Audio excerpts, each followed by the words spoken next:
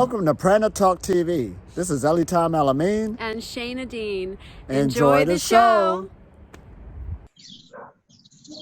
Welcome to Pranic Talk TV. I'm Shana Dean, and today we are speaking with Walter El-amin, who is Elitom's son, and who has also been on his own pranic path for the last 3 years with a focus on meditation and also exercise. Welcome, Walter. Thank you for having me. Yes, so wonderful to have you here today. So I'm really curious. I just want to dive right into a couple of questions. There's so many things I've been wanting to ask you, but what has inspired you to get on this path? I mean, I know obviously your father is a big inspiration, but what is it about the lifestyle that appeals to you and that initially drew you in? What really appeals to me is the fact that you can make actual definite progress. Like once I realized that meditation worked and that it was actually simple, a lot simpler than I think people make it seem, I was like, I treat it like an exercise. To me, I treat meditation the same way that I treat any exercise, and I don't add anything to it. But once I realized how simple the path actually was, I really kind of gravitated towards it. My father taught me the Chigong that he teaches all of his students now. The tree poses and such, Jamjong Chigong, I believe it's called. He taught me that when I was around 14. But back then, I really didn't take it that seriously because, when you're younger, you really don't feel a whole lot from the meditations necessarily. Like in a mental sense, you do, but in a physical sense, you don't. A lot of people come onto this path when they're already sick, when they're already experiencing pain in the body, or when they're working with a diet that's making their health worse. They notice immediate results and they're more attracted to the path. Younger people aren't going to be that interested, initially, because they're not suffering from any pain. It usually takes a pain for a person to get their health in order. So that's kind of what pushed me onto the path. Interesting. So when you say your meditation was simple, what kind of meditations were you doing? Oh, I was mostly just doing, so I kind of split meditation up into two categories, right? I think there's an energetic meditation, and then there's like a mental meditation for me. For the mental one, it's focused primarily on my thoughts and silence. And it kind of helps me ground myself. There's so many things in society today, and I guess always, that have distracted us, put us into our heads and kind of pulled us out of our bodies, like, phones and screens, and even drama in your life can do this. Like people who suffer from anxiety know this really well. It's like they're stuck in their head and they view the world as concepts, kind of. They're not really seeing what's there. So for me, the mental side is just to stay grounded. But the energetic side of it is where the Qigong comes into play.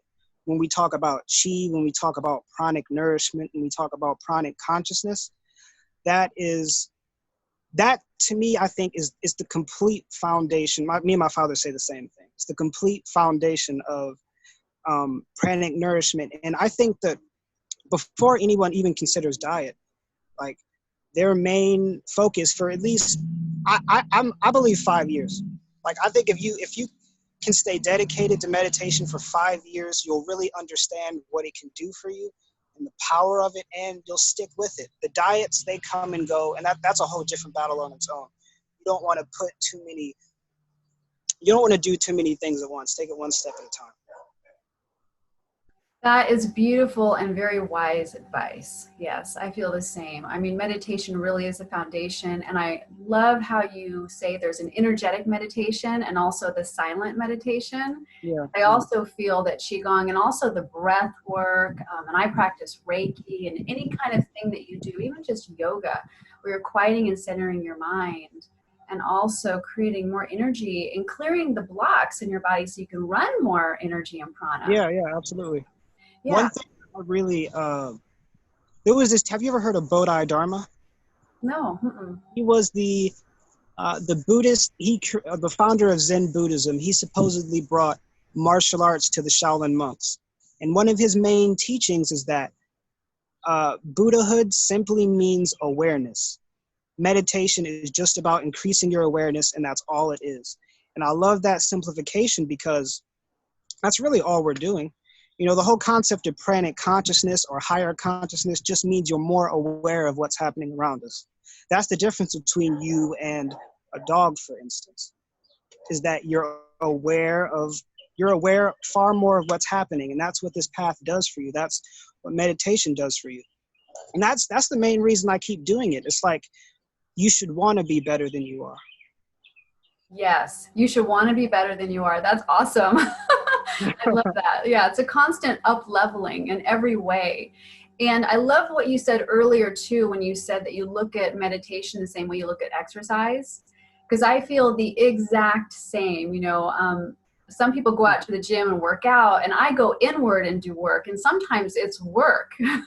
Sometimes it really is, because absolutely. You're battling with the thoughts, or you're doing some deep inner work and clearing up old karmic and, stuff that makes you just kind of want to get up and do something else or fall asleep, but you just stick with it. And then you just hit those sweet spots where you realize that there's just a higher connectivity, and a lot of your hungers for everything kind of starts to fall away. Have you experienced that? Yeah, absolutely. And what I've noticed is it's weird because exercise and meditation, to me, they're really the same thing. Like, the way that I feel after a 6-mile run is the same way I feel after a 30-minute meditation. Like, it's that same, and it's weird to me. I don't know why it is. Like, but I get that same type of like energetic buzz. Mm-hmm. Your head is in the right place and your whole body's like tingling. I get that same sensation. Yeah, I hear you. Well, it's a flush of prana from two different ways, right?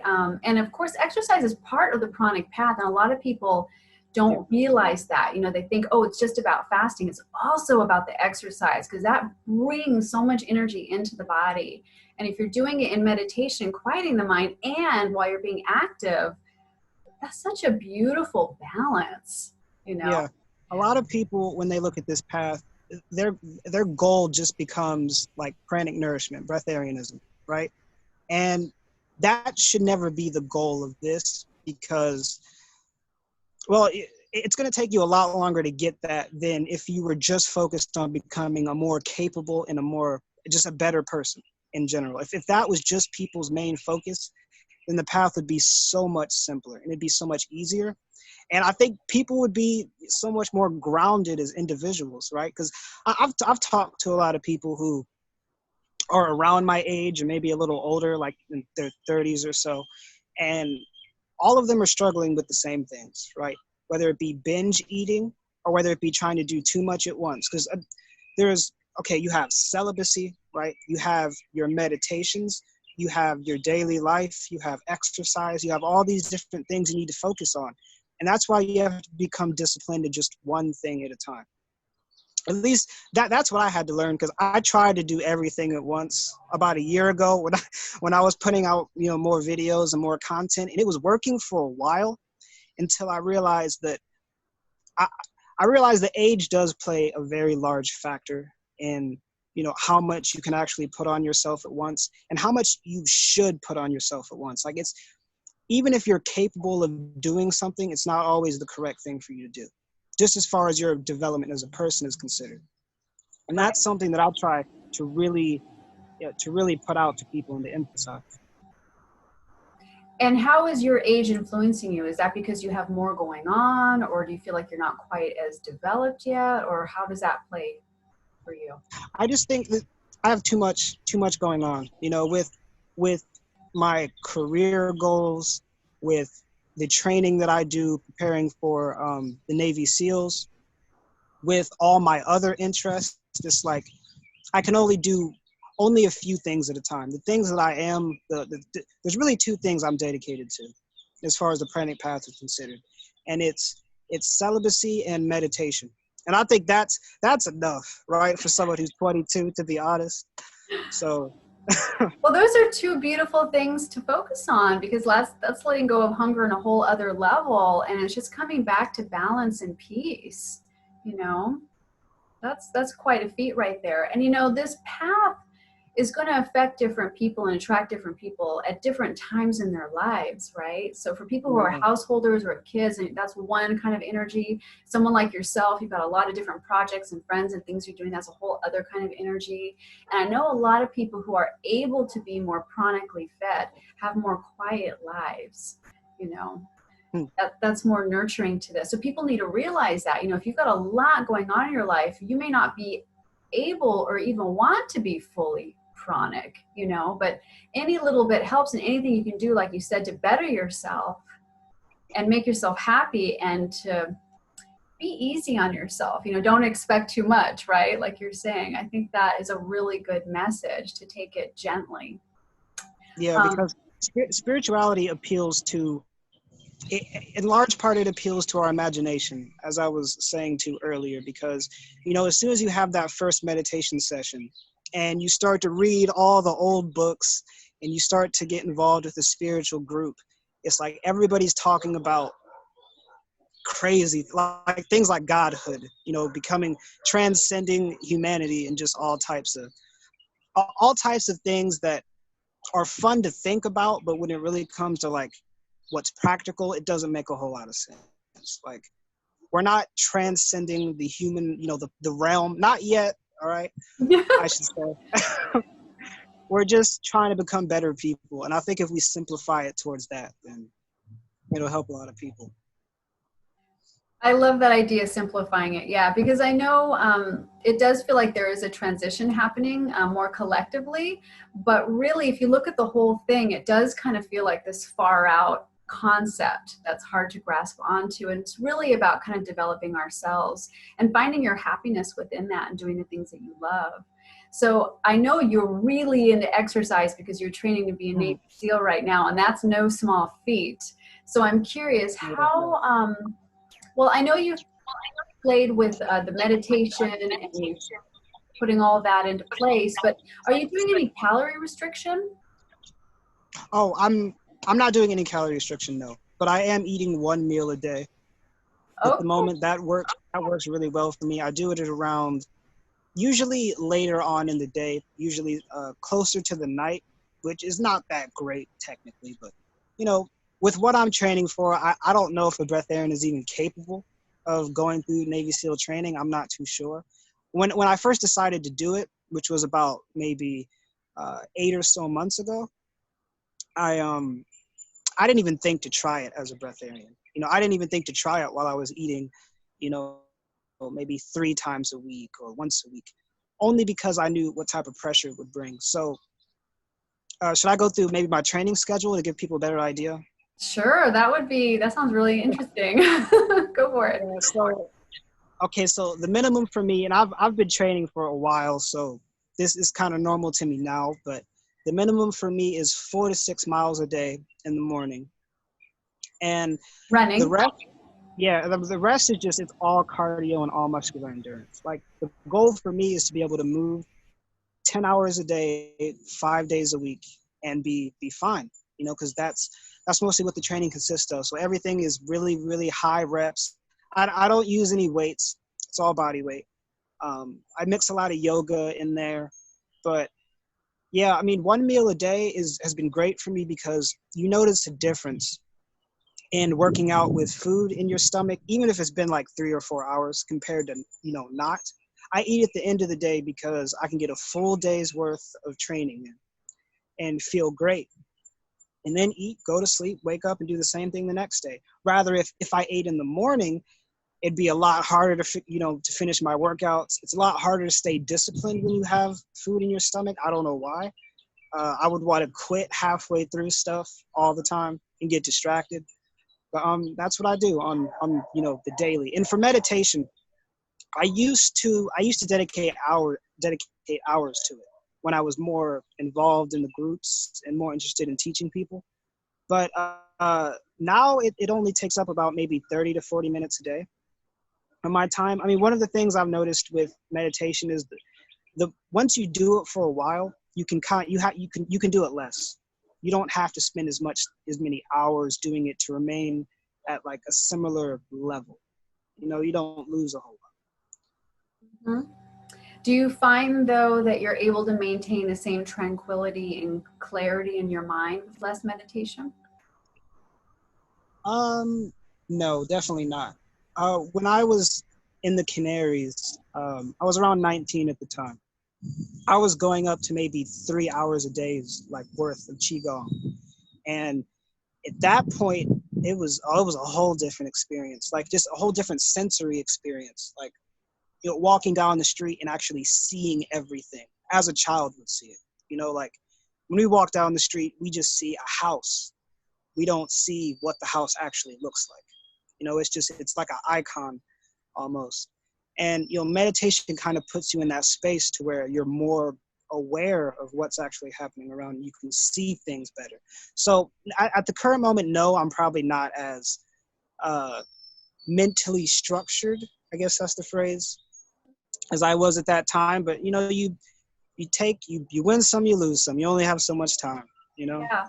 Well, I hear what you're saying about being able to meditate for a shorter period of time, because what I find energetically is once you're familiar and your energy is used to a certain level of pranic intake and the meditation, and even if you're doing visualizations or even just in silence, you can hook into that much more quickly. So it doesn't take as long to kind of tap in, and you feel like you get nourished and you get fed from that in a much shorter period of time. So I hear what you're saying, but I also know the benefit of doing extended meditations for exactly what you just said. It just heightens everything, and it really does. It changes you fundamentally. It changes you, and it affects your day and your life. So both are good for whatever we all have time for, right? Yeah. But so there's two different things I want to chat with you about now, because you talked about this more pranic time you had in your life where you were doing more meditations, and now you have a far more active life. So let's kind of go back into what you were being more pranic. Were you eating less then? And what was that like for you? So you were meditating, and were you spending more time with your dad then? Oh, yes. We were both traveling together. He wanted me to travel with him and see how he does his teaching, and to really learn about Qigong and meditation. That's the reason I went. I wanted to learn about Eastern philosophy. I never understood it very well. Eastern philosophy is one of those things you read, but there's a practice behind it most of the time. Like whether it be meditation, for instance. If you don't practice meditation, you won't understand a lot of what's in the books. Yeah, it's totally experiential. Yeah. Yeah, for me, the growth was very, very quick. Like within 3 months, I felt like I was ready to transition all the way to the highest level. Like, because we were doing Qigong, I was following his schedule. So we were right. long meditations, usually 2 to 3 times a day. And yeah, as far as eating, I wasn't really eating all that often. It was mostly a pleasure thing at that time, because there's a stage you come into with pranic nourishment where you realize you don't need it, but food actually ends up tasting better. I'm not sure. Not everything just tastes so much better when you go without it and when you fast for extended periods of time. So I was having fun, mixing it in there, but I knew I could have, gone farther if I had wanted to. It's just always in the back of my mind is what I'm ready for in that age thing. Like, I have other goals that I try to put first before breatharian. Like, pranic nourishment for me is something I want to do farther down the line. Mm-hmm. Something I want to do later in life, but I'm trying to build a strong foundation right now. Like here's a good example. Let's say you have someone who they meditate every day for 50 years, all right, but they eat anything, all right? They're not vegan or vegetarian. They eat whatever they want, candy, pop, all of it. And let's say you have another person who's been meditating for 20 years and they're a breatharian. It's like, who's on the higher level? Somebody has 30 years more of experience, but they're not practicing the diet side at all. So it gets kind of tricky, and I don't think that everyone's journey is necessarily the same. No, people's journeys are so varied. And I think right now what I've noticed out there is that there seems to be one kind of general train of thought. It's really focused on fasting. Yeah.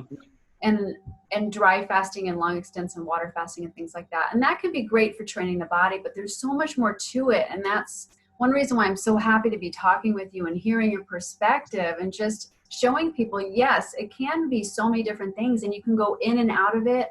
You can develop yourself even while you're eating or while you're exercising or doing something totally different. And it really is just this kind of calm, meditative, beautiful process where you're tapping into your true self, you know, and kind of learning about yourself. Yeah, you learn a lot about yourself in meditation. Like, it surprised me when the first time I ever meditated, like, in 5 minutes, I was like, when is this going to be over? I've been here for hours. What's going on? But, you know, eventually the time just starts to fly by. Like, 40 minutes will feel like 10 minutes. And you'll want to go longer eventually.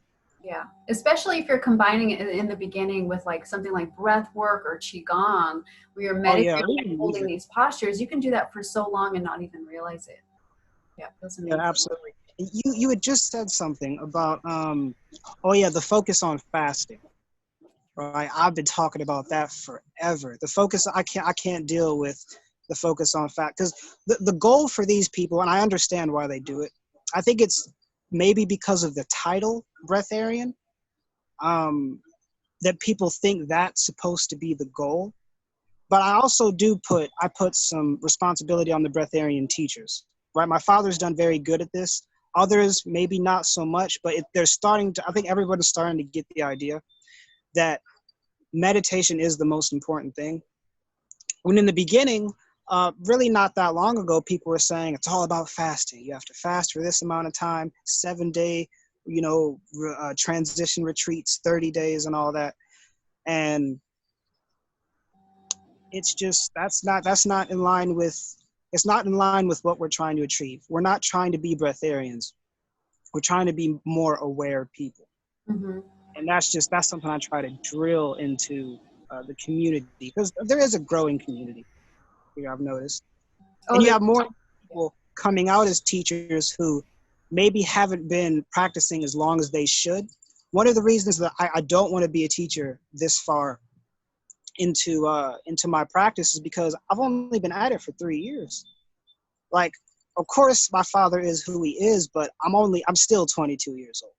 You know, like I recognize that in 5 years, I'm going to look back and say, I didn't know anything when I was 22. You know, I did that when I was 18. I'm looking back then, like I didn't know anything.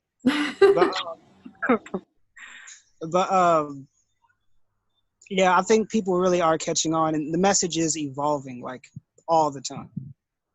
Yeah, evolving. And I like what you say about focusing less on being breatharian, right? Because that also has a lot of negative connotations. You know, people say, oh, what are breatharians? Aren't those the people who say they don't eat, but then get caught eating? And they think it's all about the food. But it's not. That's not what it is at all. It's really about being a meditative pranic person. I like that phrase much better, actually. I have a friend of mine, she came over when Elitom was here visiting, and she was talking to him, and she said, you know, I'm so glad to be talking with you, because in my meditations and in my life, I noticed that my food intake was just getting less and less. I was just naturally less hungry. And I was wondering if something was wrong. But now when talking to Elitom, she realized, oh, this is just a natural progression because of the meditation is deepening and becoming more prevalent in her life. And that's the breatharian, the pranic path is becoming naturally, you know, more pranic without even thinking about it. I always say, set it and forget it. You know, just set the intention that, yes, I'd like to be a little more free of my attachment to food, but then don't think about it. Because as soon as you start thinking about it, you start thinking about the food. And then you want to start eating, and then you've got the up and down, you know, binging and fasting, and then it becomes like this whole thing. And that's totally the opposite of the pranic path. The pranic path should be about calming down, coming to your center, meditating, connecting with the love within you. That's the path. Yeah, I like the way that Christiana phrases it, the way that she says pranic consciousness. Yes. I really like that, because I think that it describes exactly what we're achieving.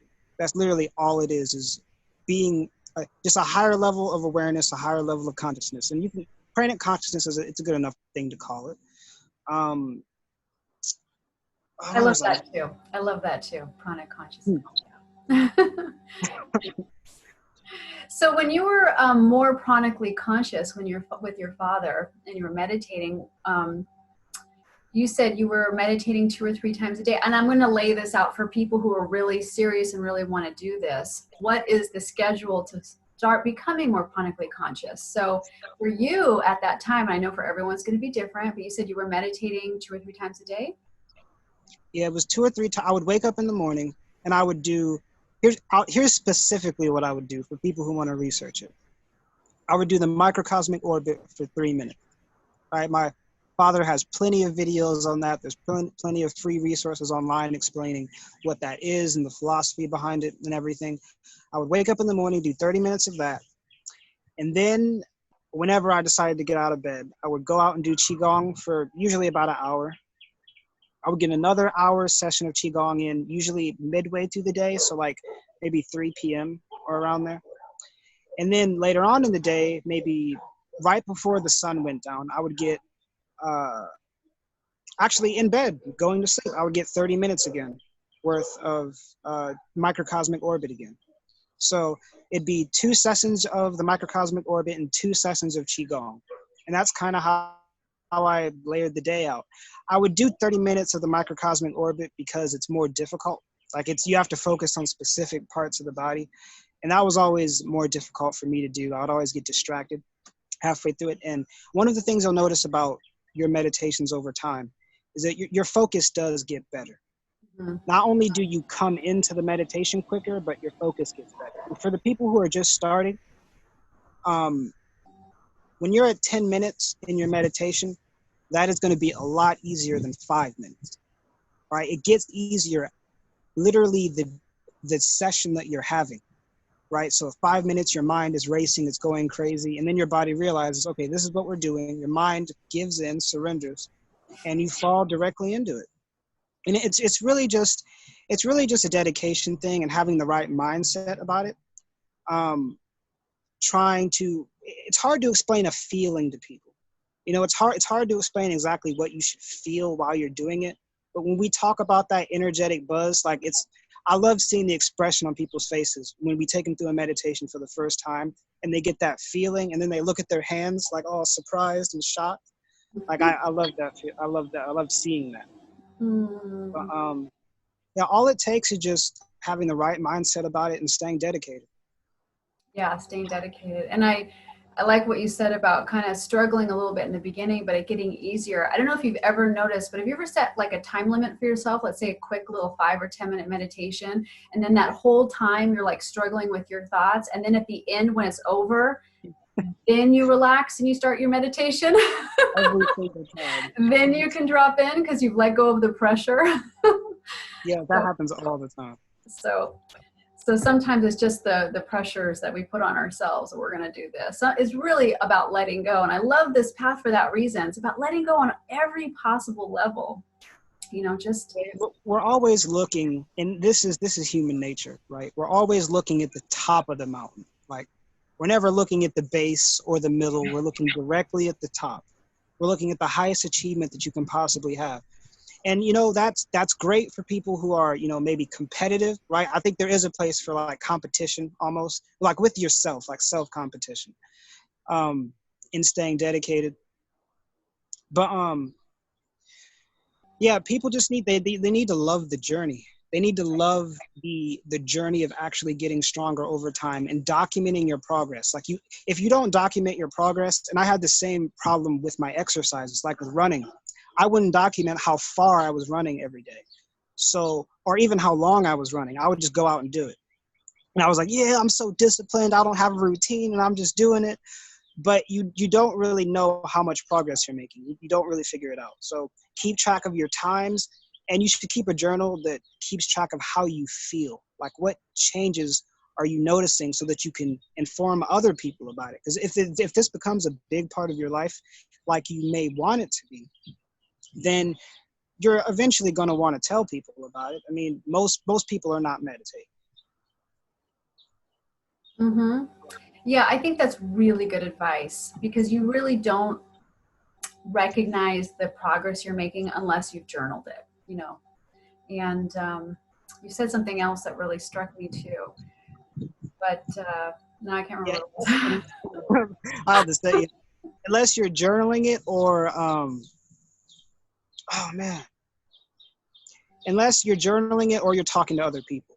Talking about right. I think that's really important too, because we're going to want to share this at some point. People say, well, how did you do that? And it's so difficult to remember the whole journey, you know. Most of the time we can't even remember what happened to us last week or last month, you know, but the nuances of how you felt, that's important. I love that encouragement from you. Thank you. I hope people start doing that, you know. Yeah, that's super important because there's not a whole lot of that.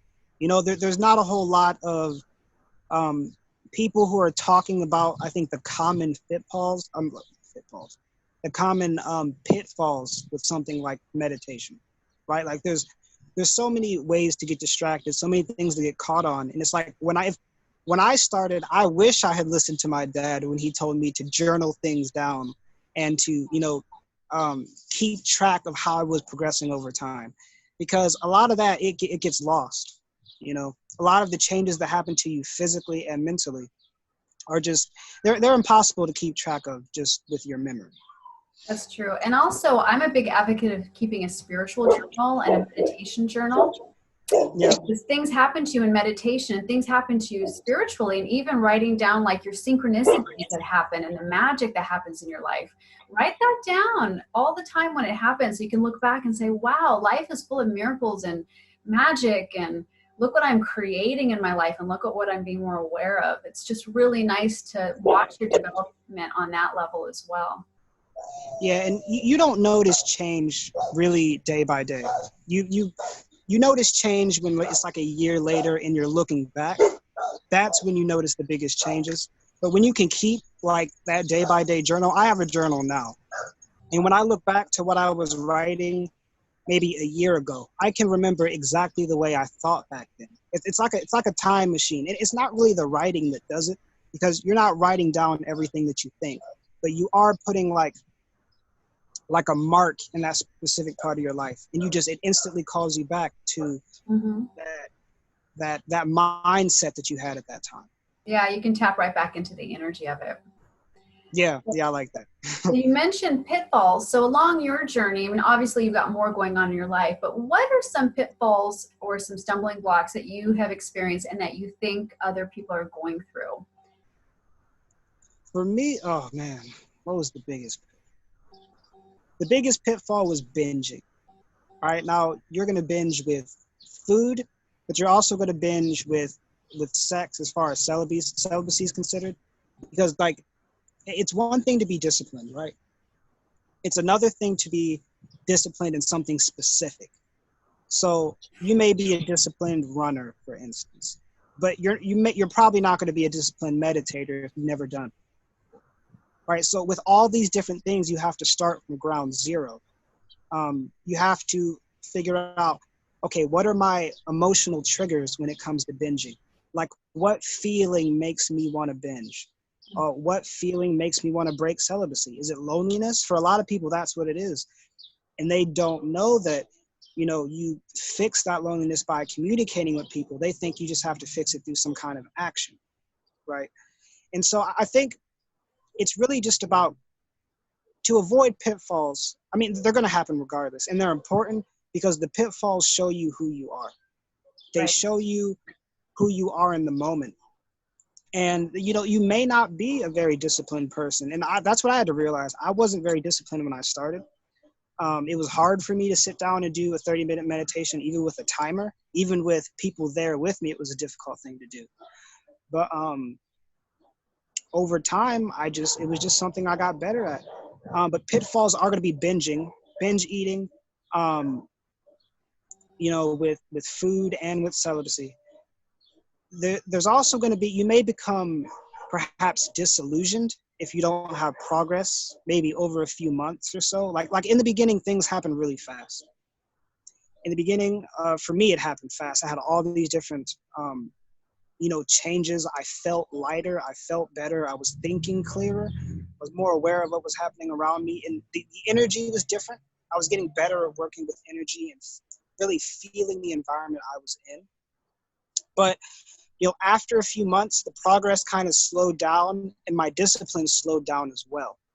So I think something that's even more powerful than discipline is sustained discipline. To stay disciplined even when things aren't going your way, to stay disciplined even when you aren't making any progress. Because this whole journey is about progress, but when you aren't making none, it's like, do I keep going? Do I work harder? Is this working? Maybe I should look for a new meditation. Maybe I should look for a new teacher. That's how a lot of people think. And it's just about staying in the game. Right. Staying consistent. Yeah. Yeah. And that's why journaling is so important too, because once you look back to those notes, you realize, okay, I made all these improvements. I should keep going with this. Who knows what's at the end? That's why teachers like my father are so great to be out there, because you're like, okay, he's 20 years into this. Okay, I could be at that level someday. I could be at that level sooner with the knowledge he's giving me. So. Right. Yeah. And what keeps you consistent? Like, what's your motivation? So when you're not feeling the benefits, what keeps you going? I have a lot of pride. I think that may be it. I'm always kind of, and this may not sound too healthy, but for me, it works. It works really well. And I argue with myself all day long. Like, I wake up in the morning and I'm like, oh, I hate running. I don't want to run today. Because I really don't like running, but I do it every day still because one of the things you learn to do with discipline is you learn to disassociate yourself with your thoughts. And that's something I've gotten really, really good at. No matter what I'm thinking, I don't let it become something emotional. Because like when a thought pops into your mind, you get to make the decision whether you want it to trigger your emotions or not. Yeah. Yes. Literally everybody on planet Earth gets depressed sometime. Everybody gets sad. Everybody gets angry. The question is, how do you handle it? And how affected are you going to be by the fact that those thoughts are there? And, just over time, that's why getting disciplined at one thing is great, because you get better over time. Like you get better at handling adversity, the adversity in your own mind. Mm-hmm. And I think that's really the greatest thing about this path, to be completely honest. It's the greatest thing about meditation is you gain power over yourself. It's like the only opponent is you. Right. Oh, beautifully said. Very nice. I'm glad I asked that question. Yeah, that is one of the benefits of meditation. Absolutely. Is that mind mastery. And also, like you said, doing things that you don't want to do, like that run, but then knowing that after you do it, or even while you're doing it, you're going to love it, Yeah, you're going to love it. And even if you don't, it's like you have to remember the goal, right? And that's why goal setting is so important, because if you choose the wrong goal, like we're telling people, don't make breatharianism the goal, right? Then what goal do you make? Make your goal to meditate 5 minutes longer the next day, or 5 minutes longer the next week, to make some kind of marginal improvement. It is good to have small goals that you can keep track of, rather than like really enormous, things that will take you 10 years to reach. Eventually you'll get there if you start small. Mm-hmm. Yeah, like the one big umbrella goal with the little ones in between. Yeah, absolutely. Well, now you have a new goal. So you're training for the Navy SEALs and you're doing a lot of exercise. So how has your meditation practice helped with your training? Aside from what you just spoke of, because that's really important, but I suspect you're going to be needing to really connect deeply with that meditative space as a Navy SEAL, right? Because you're going to be in situations that are going to be really intense. And I'm wondering, do the Navy SEALs train the mind also? I know there's breath work involved, things like that. It was really cool because I got the opportunity to meet, there was a dog barking outside, so I was like, I need to get out of here. Yes, I noticed that. There was a Navy SEAL I met a few months ago, and he was talking about mental fortitude. And he came in to teach me and a bunch of other potential SEALs, just talk to us and put us through a workout. But at the end of the workout, he had all of us close our eyes. And he said, imagine the thing that you want more than anything else. And we all imagined it. And he said, you see that feeling? That's drugs. Because when you imagine the thing that you want, like with your eyes closed, you feel good. Like your heart starts to warm up, your whole body starts to get warm. It's like, I did it. And he said, the most important thing that got me through training was visualization. Every day at morning and at night, I visualized myself graduating and getting the Navy SEAL pin on my uniform.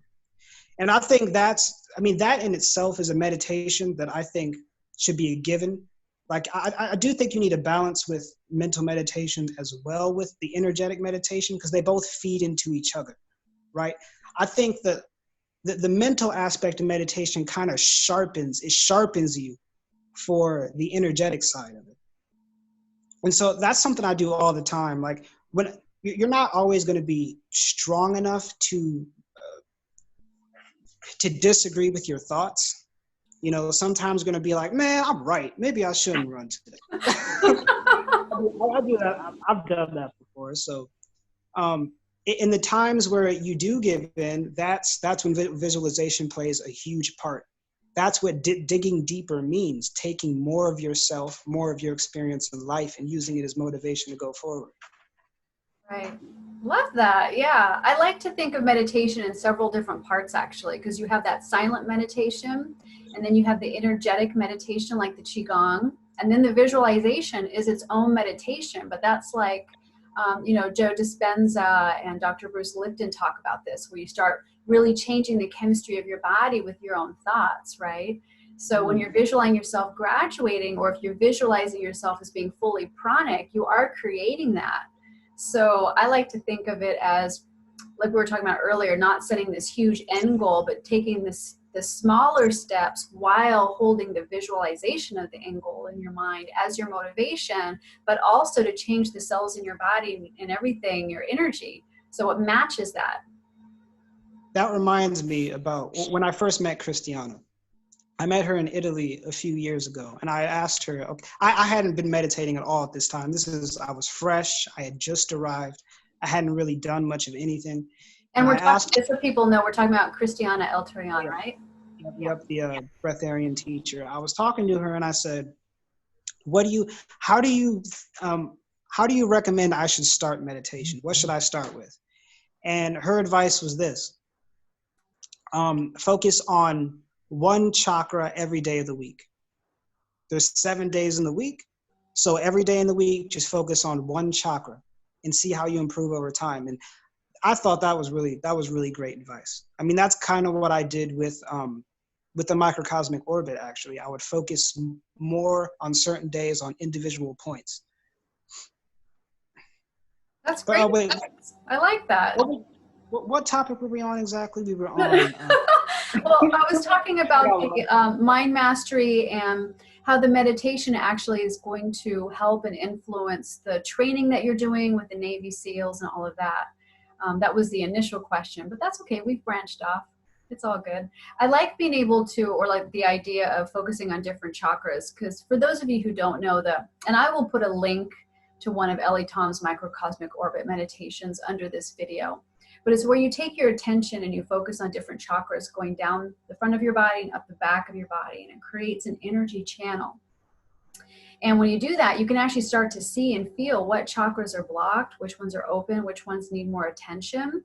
So yeah, spending a whole day on each one, I think that's great, or at least one focused session. That was deep for me, because I would notice when I focused on specific parts of my body, I would feel a certain emotion. Mm-hmm. So like when I would focus on my throat, I would want to cry. But then when I would focus on the solar plexus, I would get like hungry almost or something. Well, that is your stomach. I guess it was, they do say that there's a lot of, emotional like baggage attached to certain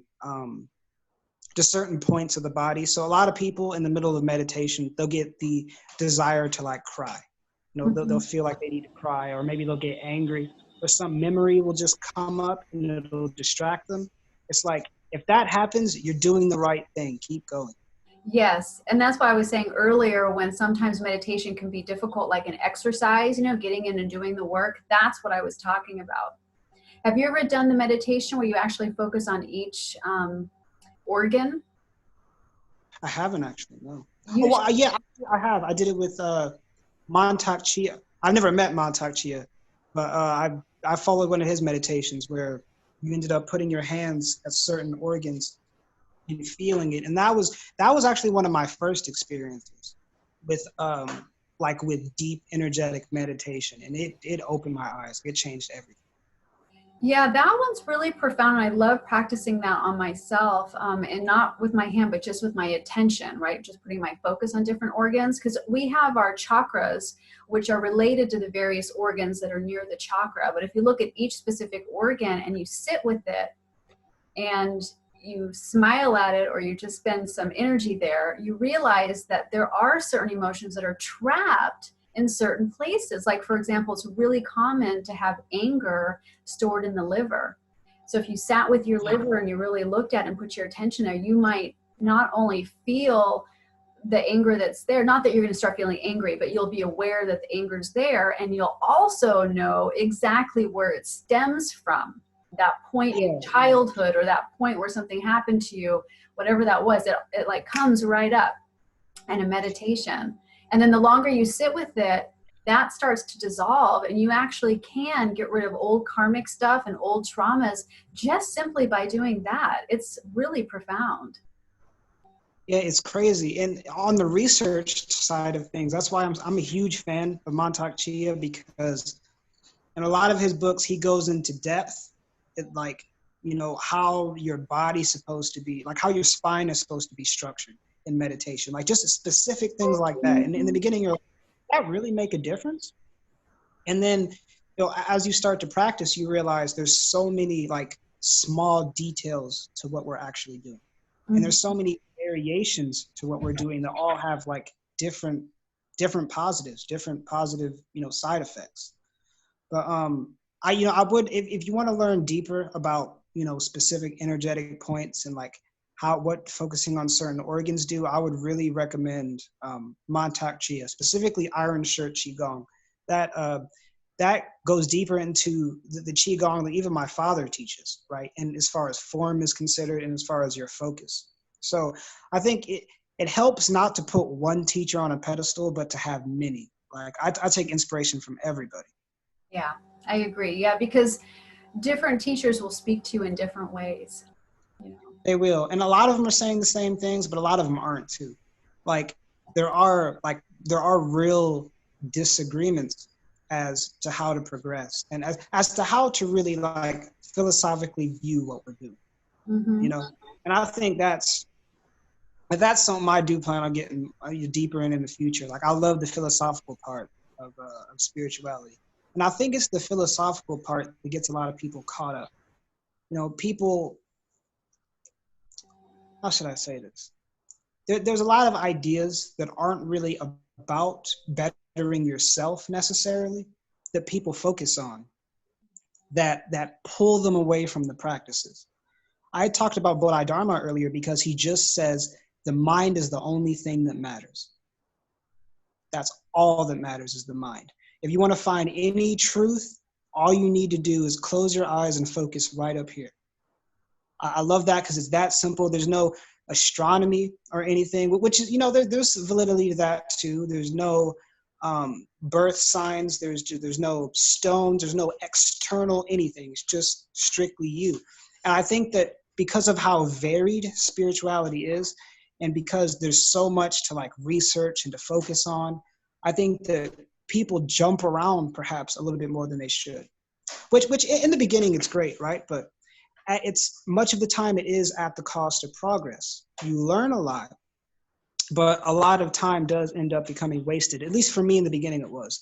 I spent so much time researching ideas and concepts that really didn't do me any good in the long run. Like, yeah, I can have longer conversations, with different teachers and whatnot.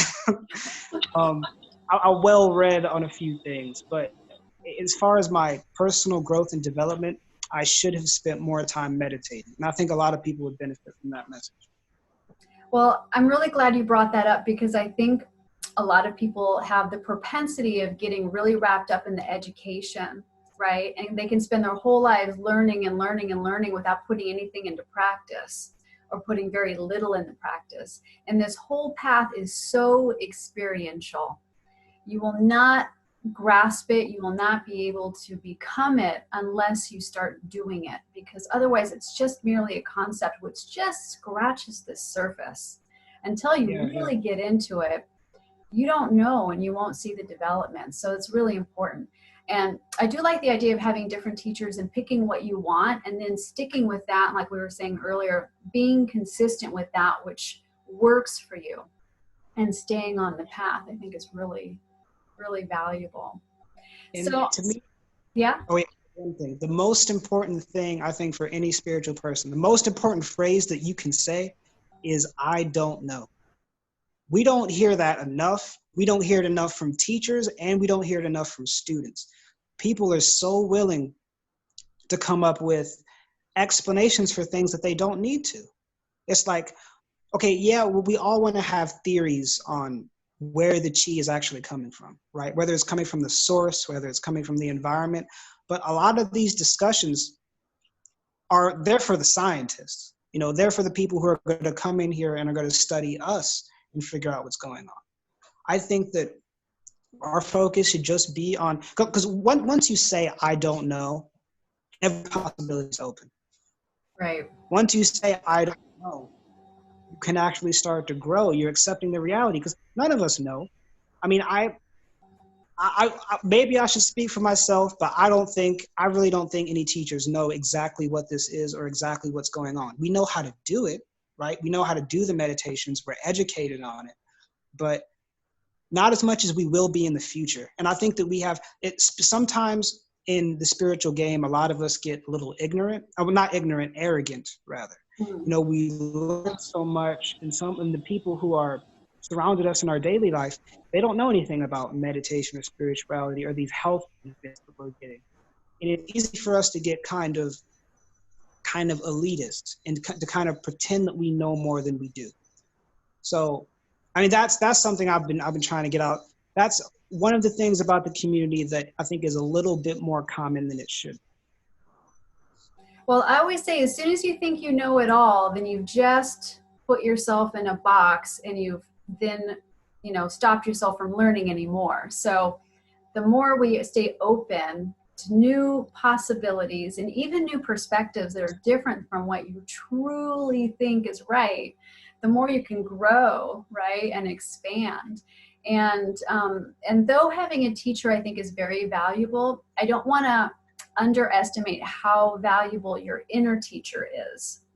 Oh, yes. A lot of times, in the same way where people always are wanting to learn before putting it into action, in the same way they're wanting to get all these answers from these teachers that are outside of themselves. And really, we have the best teacher inside. And that takes going in for answers and guidance and your own intuitive, sense of things. And I know that's something that's not really developed in our culture, is going inward. And that's why putting in the work sometimes can be such a challenge for people, or even finding those inner answers, where we've been taught to really go outside of ourselves, for everything, for education, for knowing. Intellectualized. Yes, overly intellectualized. So this path is really about going inward and finding everything that you need inside of you. But doing that can be so challenging, because we struggle because we haven't been brought up that way, right? It's not our culture. And you start to doubt yourself. You're like, do I really got it? Am I right? But right. I mean, that eventually goes away with time. Eventually you get confident in your practice. And once you're confident in your practice, in the beginning, you want to tell everybody about what you're doing. You want to tell everybody, I discovered this. Then you'll look crazy, to all your friends. That was me in the beginning. But eventually you just get confident and quiet with your practice. Yeah. Like, you're practicing Qigong and meditation. You don't feel the need to talk about it. Like, nobody knows that you even do it. It's just a part of your lifestyle. It's part of who you are now. Yeah. Yeah. And it's just this beautiful coming home to yourself, really, in every possible way. So I don't want to keep you too long, but I do want to ask you one last question. What is the most pivotal thing that you've learned from your father? The most pivotal thing? Hey, man, I'm on the phone. Excuse me. Okay. The most pivotal thing that I've that's a really good question. I got to think about it for a second. The most pivotal thing that I've learned from my father. I think that it was to be open, because when I was growing up, I knew about breatharianism, but I didn't think that it was. I didn't know how deep it went. You know, when I started to get around like the spiritual community, at first I was kind of turned off by it, because I thought like.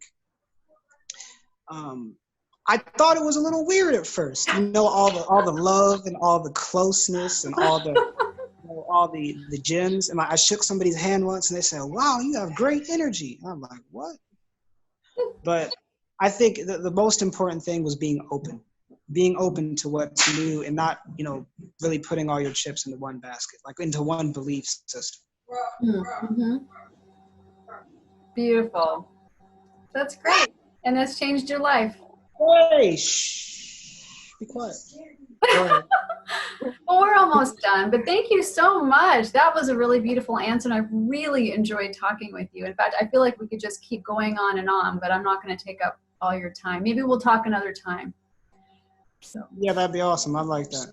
yeah, that'd be great. In the meantime, I'm super excited that you're doing all the exercise that you are, and 1 meal a day is amazing. And I'm sure that the meditation is still there and helping with everything that you're doing. And yeah, blessings to you along your journey. Thank you. You have a great day. Yeah. Okay. So I just want to say thank you to everyone for watching, and I love you. And have a beautiful day.